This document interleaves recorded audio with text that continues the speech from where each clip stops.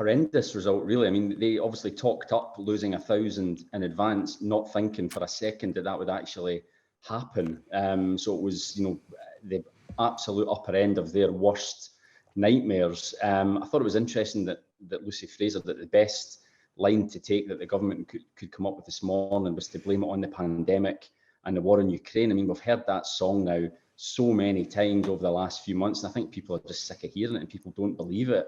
But she said it on several interviews, so clearly that was the best line, the best message that the government could come up with to try and put some sort of positive context on what happened. And yeah, I mean, serious questions now as to whether Rishi Sunak's strategy of these 5 promises, whether that is the right one. I've spoken to a few Conservative MPs and also defeated candidates who have all basically said that the campaign was hopeless, that there was no answers really to what people were saying on the doorstep, which is the cost of living crisis is still the number one item of concern for voters. And, going on stuff like culture war issues just did not cut it with the public. It is interesting on the culture war issues, the sort of small votes and transgender stuff hasn't really delivered big votes for the Conservative Party.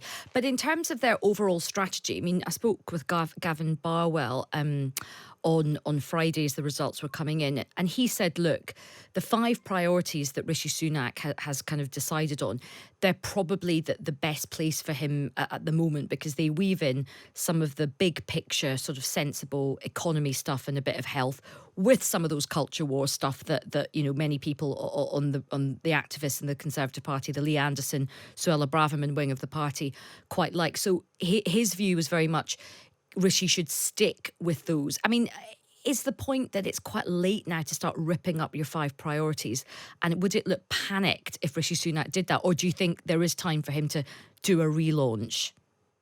No, I think you're right. I think he has just got to stick with it. Those were his big ticket promises in January. Those were the 5 pledges that he said that voters should judge him on come the next general election. And, to flip-flop now, just 4 or 5 months later, would just look ridiculous. So, he's pinned his colours to the mast as far as those promises are concerned, and he's just got to stick to them. I mean, I remember at the time everyone thought they were quite easy promises to keep. And I think they're probably proven to be a little bit more difficult than Number 10 thought they would. I mean, they've still got probably 18 months to the next election, but already the Stop the Boats one, that's pretty much been dumped. They're not even saying when that will happen. And I think voters look at that and they think, okay, you might be good on announcements, but where's the meat? Are you actually going to keep these promises? And you then become a hostage to fortune, and I think that might be quite difficult for them as they approach the next election. Yeah, well, the thing that's difficult for Rishi Sunak, this was his first test at the ballot box, and right across England did very, very badly. And also, we forget he lost that leadership contest to Liz Truss, and he hasn't really got a mandate from his own party either. So it's going to be interesting to see what happens within the party over the next few weeks and months. But let's turn to Labour now, Kevin. What's your assessment of how Labour did? Yeah, I think it's a bit of a mixed bag for Labour. I think it was interesting that they were very quick out the blocks first thing before 6 o'clock on Friday morning, actually saying these results show that we're going to win the next election. Very bullish. I mean, I think they would probably have liked to have won more seats. That sounds a bit obvious, but I think the net gains were probably at the lower end of a good night for Labour. I think if they'd won maybe up to 600-700, it would have definitely been a much better night.